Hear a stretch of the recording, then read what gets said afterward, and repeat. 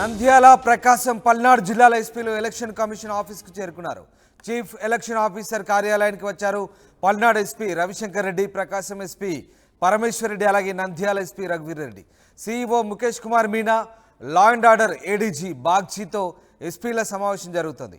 3 జిల్లాల్లో జరిగిన హింసాత్మక ఘటనలపై సిఇఓకు వివరణ ఇస్తున్నారు. మొత్తం మీద ఈ 3 జిల్లాల్లో జరిగిన ఘటనలకు సంబంధించి సిఇఓ వివరణ కోరారు. CEO Mukesh Kumar Meena, law and order ADG బాగ్చీతో ఎస్పీల సమావేశం జరుగుతోంది.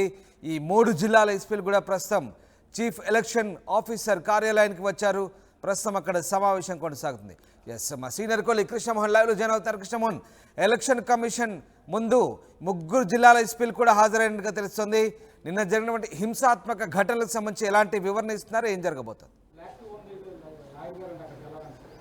ఎస్ సార్, రామ్దాస్, వరుసగా 2-3 రోజుల క్రితం నుంచి జరిగిన, అంటే ఆంధ్రప్రదేశ్లో నంద్యాల, ప్రకాశం, తర్వాత పల్నాడు, ఈ 3 జిల్లాలకు సంబంధించి జిల్లాల్లో జరిగిన కొన్ని హింసాత్మక సంఘటనలు ఒకసారి చూసుకుంటే, అంటే చాగల్మర్రి అలాగే గిద్దలూరులో జరిగిన హత్యలు, మాచర్లలో టీడీపీ నాయకుడిని కారు తగలబెట్టడం వంటి సంఘటనలు. ఇదే కాకుండా మా ప్రధాని మోడీ హాజరైన సభ ఏదైతే ఉందో ఆ హాజరైన సభకు సంబంధించిన వ్యవహారంలో పూర్తిగా కూడా అక్కడ ఉన్న మైక్ సెట్స్ పనిచేయకపోవడం కావచ్చు, పబ్లిక్ని కంట్రోల్ చేయడంలో కొంత పోలీసులు నిర్లక్ష్యం వ్యవహరించారు అనే దాని మీద టీడీపీ, బీజేపీ నేతలు ఈసీకి ఫిర్యాదు చేసిన నేపథ్యంలో కూడా ఈ 3 ఎస్పీలు, ఒకరు పరమేశ్వర్ రెడ్డి ఎవరైతే ఉన్నారో ప్రకాశం జిల్లా, అలాగే నంద్యాలకు సంబంధించిన ఎస్పీగా ఉన్న రఘురామ్ రెడ్డి, తర్వాత పల్నాడుకు సంబంధించిన రవిశంకర్ రెడ్డి, ఈ 3 ఎస్పీలు కూడా కాసేపటి కింద ఈసీ ముందు హాజరయ్యారు. అయితే ఈసీ దగ్గర ఒక్కొక్కరుగా వివరణ ఇచ్చుకునే ప్రయత్నం అయితే చేశారు. ప్రస్తుతం ఇప్పుడే రఘువీరారెడ్డి నంద్యాల ఎస్పీ కంప్లీట్ అయింది. సో తర్వాత వెంటనే కర్నూలుకు సంబంధించిన, నంద్యాలకు సంబంధించిన ఎస్పీని లోపలికి పిలుస్తారు. తర్వాత పల్నాడుకు సంబంధించిన ఎస్పీని పిలిచే పరిస్థితి ఉంటుంది. సో 3, అంటే ప్రకాశం, నంద్యాల, అలాగే పల్నాడుకు సంబంధించిన 3 ఎస్పీలని 1 by 1 పిలిచి విచారణ అయితే జరుగుతోంది. దాన్ని ఎక్స్ప్లెనేషన్ అయితే ఇస్తారు. అయితే దీనికి నోడల్ ఆఫీసర్గా ఉన్న లా అండ్ ఆర్డర్ ఐజీ బాచి కూడా ఇద్దరు నిమిషంలో, అంటే కమిషనర్ మీనాతో పాటు బాజీ కూడా హాజరైన పరిస్థితి. వీళ్ళిద్దరితో పాటు ఈ 3 ఫిర్యాదులు ఏదైతే అందాయో వీటికి సంబంధించిన, అంటే గిద్దలూరులో కావచ్చు, చాగల్మర్రిలో కావచ్చు జరిగిన హింసాత్మక చర్యలు ఏమైతే ఉన్నాయో, కారు తగలబెట్టడం, మాచర్ల దగ్గర కావచ్చు, వీటన్నిటికీ సంబంధించిన వ్యవహారం మీద కొంత ఫిర్యాదులు అందిన నేపథ్యం, అలాగే ప్రధాని మోడీ సభకు సంబంధించిన వ్యవహారంలో కూడా ఆ రోజు ఏర్పడ్డ కొంత గందరగోళ పరిస్థితులు, వీటన్నిటినీ పక్కన దృష్టిలో ఉంచుకొని ఈ 3 జిల్లాల ఎస్పీలని నోటీసులు ఇచ్చిన పరిస్థితి ఈసీ ముందు హాజరయ్యి. ఈ 3 జిల్లాల్లో రాజకీయ ప్రేరేపిత హింసతో పాటు ప్రధానంగా ప్రధాని సభకు సంబంధించి, అలాగే ప్రధాని పర్యటనలో ఉన్నటువంటి భద్రతా ఏర్పాట్లకు సంబంధించినటువంటి వైఫల్యాన్ని గురించి కూడా ఎలక్షన్ కమిషన్ చాలా సీరియస్గా ఉన్నట్టు తెలుస్తుంది. ఎట్లాంటి వివరణ కోరే అవకాశం ఉంది? ఈ ఎస్పీలు, పోలీస్ బాస్లు ఎలాంటి ఎక్స్ప్లెనేషన్ ఇచ్చే ఛాన్స్ కనిపిస్తుంది ఇక్కడ? అంటే బేసిక్గా ఒకటి, ఈ హింసాత్మక సంఘటనల సంగతి పక్కన పెడితే ఇక్కడ ముఖ్యంగా ప్రధానమంత్రి సభలో మైకులు ఆగిపోవడం, తర్వాత 3 సార్లు వచ్చిన పబ్లిక్ని కంట్రోల్ చేయడం, దాంట్లో అంటే లాస్ట్లో వచ్చిన పబ్లిక్ని అంతా కూడా బ్యారికేడ్స్ ముందు ద్వారా పోలీసులు బ్యారికేడ్ లోపలికి అనుమతించడం వల్లనే పబ్లిక్ సభ ముందుకి జనాలు వచ్చేశారు అనేది కంప్లైంట్. పోలీసులు సరిగ్గా హ్యాండిల్ చేయలేదు, సభ మీద ప్రత్యేకమైన దృష్టి పెట్టలేదు అనేది బీజేపీ నేతలు ఆరోపణలు. ఈసీకి కూడా కంప్లైంట్ చేసిన పరిస్థితి. ఈ విషయంలోనే పిఎంఓ నుంచి కూడా కొంత వివరణ తీసుకునే ప్రయత్నం ఈసీకి రావచ్చు, వీటందరినీ అడుగుతున్న నేపథ్యంలోని సెంట్రల్ కమిషన్ కూడా పిఎంఓ నుంచి లేఖ రాసిన నేపథ్యంలో అక్కడి నుంచి ఈసీకి ఇక్కడికి రావడం. సో ఇక్కడ ఈసీ దాని వ్యవహారం మీద సీరియస్గా తీసుకుంది. అయితే తర్వాత జరిగిన మిగతా సంఘటనలు ఏదైతే చాగల్మర్రి దగ్గర కావచ్చు, గిద్దలూరు కావచ్చు, మాచర్ల దగ్గర జరిగిన హింసాత్మక సంఘటనలు కావచ్చు, వీటి మీద లోకల్గా జరిగిన ఇష్యూస్ మీదనే ఈ 3 ఎస్పీలను కూడా పిలిచారు. అయితే పిలిచిన వీటిల్లో వాళ్ళకి ఆ రోజున్న పరిస్థితి ఏంటి, అక్కడ జరిగిన సంఘటన ఏంటి, పబ్లిక్ ఓవర్ పబ్లిక్ రావడం, ఆ పబ్లిక్తో పాటు ఆ మైక్ సెట్ల మీద పబ్లిక్ పడిపోవడం, రెండవది ప్రతి 3 సార్లు ఆడ మైక్ ఆగిన నేపథ్యంలో కూడా పబ్లిక్ నేరుగా వెళ్ళి ఆ మిషనరీని తాకడం వల్ల అది కొంత ఇబ్బంది జరిగిన పరిస్థితి.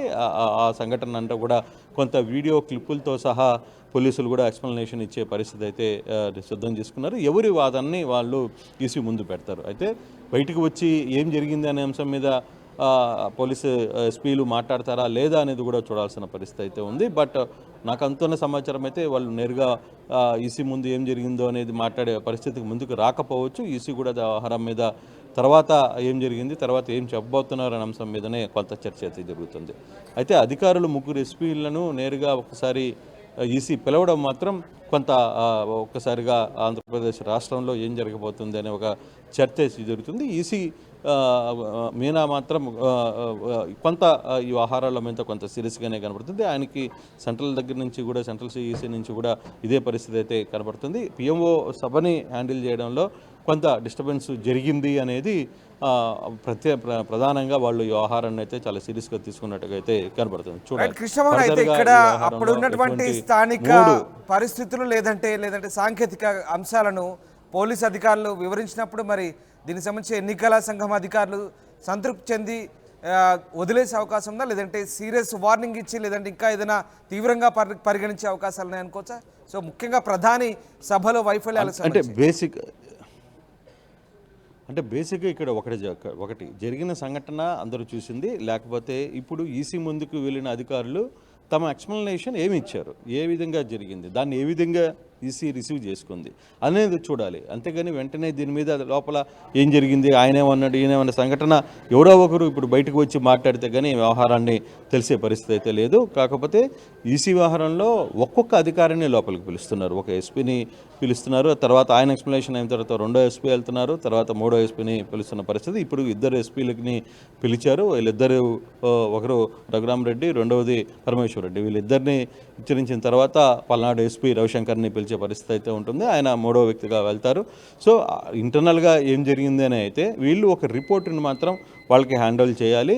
దానికి సంబంధించిన వివరాలన్నీ కూడా టేకప్ చేయాల్సిన పరిస్థితి ఉంది అనేది దీనికి సంబంధించిన వ్యవహారం అయితే జరుగుతోంది. అయితే ఈసీ దాన్ని ఏ విధంగా తీసుకుంటుంది ఏంటి అనేది సాయంత్రం అయితే కానీ తెలియదు. ఫర్దర్గా ముందు ఇంకా ఎంక్వైరీ జరుగుతోంది కాబట్టి ఈ ముగ్గురు ఎస్పీల ఎంక్వైరీ జరుగుతోంది కాబట్టి ఈ ముగ్గురు హాజరవుతున్నారు. ఒకరి తర్వాత ఒకరు హాజరయ్యే పరిస్థితి ఉంది. సో ఇప్పుడు ఒకవేళ ఎంక్వైరీ అయిన తర్వాత బయటకు వచ్చి ఆయనే మాట్లాడతారు, లేదు మీనా ఏమన్నా మాట్లాడే పరిస్థితి ఉంటుందా, ఈసీ అధికారులు ఏమన్నా మాట్లాడే పరిస్థితి ఉందా కూడా చూడాల్సిన పరిస్థితి అయితే ఉంది రామదాస్. కానీ ఇంటర్నల్గా మీటింగ్ మాత్రం జరుగుతోంది. 1 by 1 అధికారులను పిలిచి సంబంధించిన సంఘటనలకు సంబంధించి మా గిద్దలూరు, మాచర్ల, తర్వాత చాగల్మరిలో జరిగిన సంఘటనల గురించి, అలాగే ప్రధాని మోడీ సభకు కూడా వీళ్ళు హాజరైన దీంట్లో ఇద్దరు ఎస్పీలు కూడా అక్కడ ఇన్ఛార్జ్గా కొంత బాధ్యతలు ఇచ్చారు కాబట్టి సో ఆ యాంగిల్లో అసలు ఏం జరిగింది ఏంటి అనే వ్యవహారాన్ని కూడా కొంత ఇచ్చారు. వీళ్ళు కూడా దానికి తగ్గట్టుగా పూర్తి స్థాయిలో ఏం జరిగింది అనే రిపోర్టు, వీడియో సాక్ష్యాలు, తర్వాత ఈసీకి అందించాల్సిన రిపోర్టుని మొత్తం కూడా విత్ ఫొటోస్ అన్నీ కూడా తీసుకుని వెళ్ళి ఈసీకి సబ్మిట్ చేస్తున్నారు అనేది కొంత సమాచారం అయితే ఉంటుంది Ramdas. Right, thanks for the update Krishnamohan. ఇది మొత్తం మీద సీఈఓ ముందు నంద్యాల, పల్నాడు, ప్రకాశం జిల్లాల పోలీస్ బాస్లో హాజరయ్యారు. ముఖ్యంగా CEO Mukesh Kumar Meena, law and order ADG బాగ్జీతో ఎస్పీల సమావేశం సాగుతుంది. 3 జిల్లాల్లో జరిగిన హింసాత్మక ఘటనలపై సీఈఓకు వివరణ ఇస్తున్నారు. అలాగే ప్రధాని సభలో వైఫల్యాలకు సంబంధించి కూడా ప్రధానంగా ఈసీ ఫోకస్ పెట్టింది. దీనికి సంబంధించి ఎందుకు అలా జరిగిందనే అంశాలపై ఈ 3 జిల్లాల అధికారులతో, పోలీసు అధికారులతో వివరణ కోరుతున్నట్టుగా తెలుస్తుంది. ఆ రోజు జరిగిన స్థానిక పరిస్థితులు, అప్పుడున్నటువంటి సిచ్యువేషన్ని ఎస్పీలు ఎక్స్ప్లెయిన్ చేస్తున్నట్టుగా తెలుస్తుంది. మొత్తం మీద ఈ అంశానికి సంబంధించి ఈసీ చాలా సీరియస్గా భావిస్తుంది. 3 ఎస్పీలను పిలిపించి చాలా ఈ అంశాలకు సంబంధించి పూర్తిగా ఆరా తీస్తున్నట్టుగా తెలుస్తుంది. భవిష్యత్తులో ఇలాంటి ఘటనలు పునరావృతం కాకుండా సీరియస్ వార్నింగ్ ఇచ్చినట్టుగా కూడా సమాచారం.